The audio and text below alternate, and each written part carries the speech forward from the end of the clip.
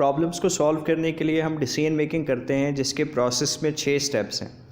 सबसे पहला स्टेप है डिफ़ाइनिंग द प्रॉब्लम, यानी हम प्रॉब्लम के सिम्टम्स को देखते हैं और इसे स्पेसिफाई करने की कोशिश करते हैं। Second step is generating alternatives, यानी उस प्रॉब्लम को सॉल्व करने के मुख्तलिफ़ तरीके क्या हो सकते हैं, हम इस पर गौर करते हैं। तीसरा स्टेप है एवेलुएटिंग द अल्टरनेटिव्स, हमारे पास प्रॉब्लम सॉल्विंग के जो मुख्तलिफ़ तरीके मौजूद हैं उसमें से बेहतरीन तरीका कौन सा हो सकता है, ये हम एवेलुएशन में देखते हैं।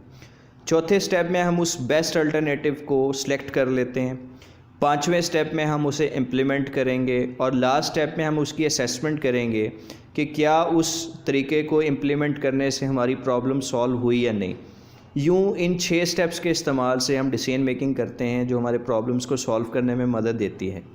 अहम चीज़ इसमें यह है कि स्टेप नंबर 2 और 3 यानी अल्टरनेटिव्स को जनरेट करना और एवेलुएट करना, इसके लिए हमें इंफॉर्मेशन की ज़रूरत होती है और ये इंफॉर्मेशन हमें रिसर्चर प्रोवाइड करता है। इसीलिए अगर आप रिसर्च की डेफिनेशन देखें जिसमें कहा गया था कि उसका काम डेटा को कलेक्ट करना, एनालाइज करना और शेयर करना होता है, तो ये शेयरिंग बेसिकली डिसीजन मेकिंग में असिस्ट करने के लिए इस्तेमाल की जाती है।